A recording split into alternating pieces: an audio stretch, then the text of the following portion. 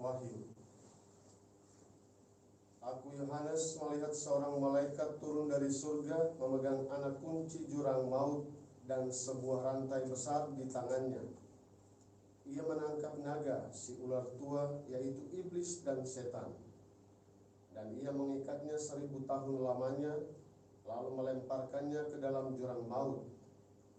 Pintu jurang maut itu kemudian ditutup dan dimeteraikannya, jangan sampai naga itu menyesatkan lagi bangsa-bangsa sebelum masa 1000 tahun itu berakhir. Kemudian naga itu akan dilepaskan untuk sedikit waktu lamanya. Lalu aku melihat tahta-tahta dan orang-orang yang duduk di atasnya. Kepada mereka diserahkan kuasa untuk menghakimi. Aku juga melihat jiwa mereka yang telah dipenggal kepalanya karena kesaksian tentang Yesus dan karena sabda Allah. Mereka itu tidak menyembah binatang dan patungnya, dan tidak menerima tanda binatang itu pada dahi dan tangan mereka. Mereka hidup kembali dan memerintah sebagai raja bersama dengan Kristus untuk masa 1000 tahun. Lalu aku melihat sebuah singgasana putih dan besar, dan aku melihat Dia yang duduk di atasnya. Dari hadapannya lenyaplah bumi dan langit, dan tidak ditemukan lagi tempatnya. Dan aku melihat orang-orang mati, besar dan kecil, berdiri di depan tahta itu. Kemudian semua kitab terbuka.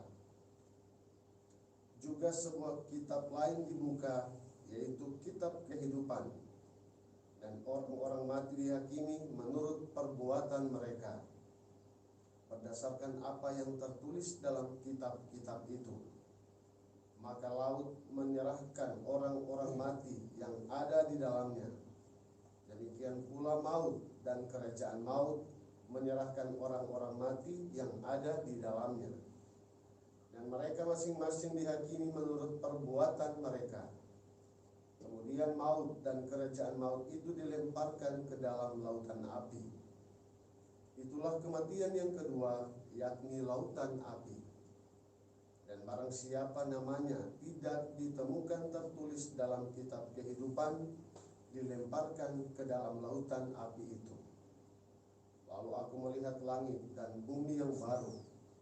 Langit dan bumi yang pertama telah berlalu, dan laut pun tidak ada lagi. Dan aku Yohanes melihat kota kudus, yaitu Yerusalem baru, turun dari surga, dari hadapan Allah, berhias bagaikan mempelai yang berdandan untuk suaminya. Demikianlah sabda Tuhan. Syukur kepada Allah.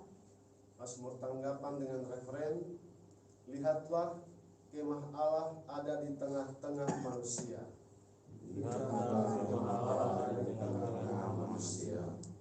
Jiwaku merana karena merindukan pelataran rumah Tuhan.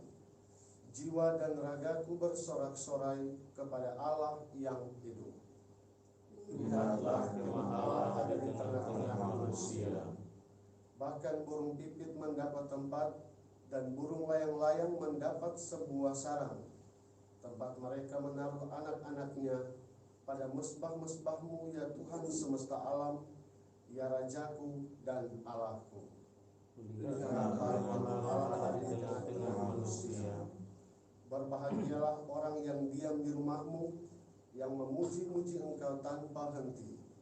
Berbahagialah para peziarah yang mendapat kekuatan daripadamu. Langkah mereka makin lama makin tinggi. Lihatlah kemah Allah ada di tengah-tengah manusia. Baik pengantar Injil. Haleluya, haleluya, haleluya, haleluya. Angkatlah kepalamu, sebab penyelamatanmu sudah dekat. Haleluya.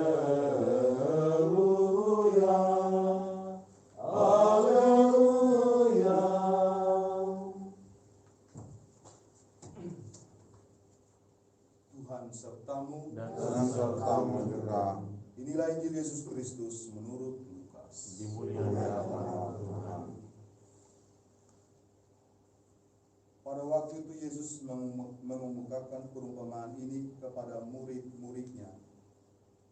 Perhatikanlah pohon ara atau pohon apa saja. Apabila kalian melihat pohon-pohon itu sudah bertunas, kalian tahu dengan sendirinya bahwa musim panas sudah dekat. Demikian pula, jika kalian melihat hal-hal itu terjadi, ketahuilah bahwa kerajaan Allah sudah dekat. Aku berkata kepadamu, sungguh angkatan ini takkan berlalu sebelum semuanya terjadi. Langit dan bumi akan berlalu, tetapi sabdaku takkan berlalu. Demikianlah Injil Tuhan. Terpujilah Kristus. Para pastor, brother, saudara-saudariku yang terkasih, dalam bacaan Injil hari ini, bacaan-bacaan yang kita dengarkan dan renungkan hari ini, Yesus menyampaikan bahwa untuk memahami kedatangan kerajaan Allah itu dapat dilihat dari tanda-tanda yang akan terjadi. Yesus memilih untuk mengilustrasikan hal ini dengan pohon ara. Bertunasnya pohon ara menjadi tanda bahwa musim semi segera tiba. Demikian dengan kerajaan Allah itu. Kerajaan Allah akan berjaya dan bertahta di dunia dengan ditandai sebelumnya oleh adanya sebuah kesengsaraan besar. Banyak bangsa yang tidak tunduk dan taat pada perintahnya akan dimusnahkan, sedangkan mereka yang dengan tekun dan setia menjalaninya akan memperoleh keselamatan. Yesus menyampaikan perumpamaan atau pesan hari ini agar kita sebagai murid-muridnya mempersiapkan diri dengan baik dan selalu bertekun dalam doa serta pengharapan sampai saatnya tiba. Kitab Wahyu juga menggambarkan dengan sangat baik, walaupun agak sedikit abstrak, perihal masa yang akan datang itu. Dikatakan di sana bahwa seorang malaikat akan datang dan melaksanakan penghakiman dengan menghancurkan setan dan iblis, lalu mengurungnya selama 1000 tahun. Pada masa itu, kekuasaan dunia akan lenyap dengan begitu saja dan digantikan dengan berkuasanya kerajaan Allah yang digambarkan dengan Yerusalem yang baru. Dua bacaan kitab suci hari ini mengajak kita agar dalam kehidupan seharian kita selalu dengan tiada henti mempersiapkan diri bagi kedatangan kerajaan Allah. Setiap hari kerajaan Allah itu sudah dekat dalam hidup kita, bahkan sudah meraja dalam hidup kita. Kita sekarang sedang diarahkan menuju sebuah keadaan kerajaan Allah yang sempurna. Untuk itu perilaku hidup yang baik, yang berkualitas sangat diperlukan pada masa ini. Kita diharapkan supaya bersiap sedia setiap saat, supaya jangan kita didapati tidak layak pada saat kerajaan Allah itu datang. Satu hal yang terpenting adalah bahwa kita tidak jemu-jemu melakukan perbuatan baik, membantu banyak orang, hidup dalam kasih dan sempurna di hadapan Allah, bukan karena kita takut akan hari penghakiman itu, melainkan karena kita sungguh-sungguh mencintai Allah. Dan cinta akan Allah itu nampak lewat perbuatan-perbuatan baik kita setiap hari. Semoga demikian.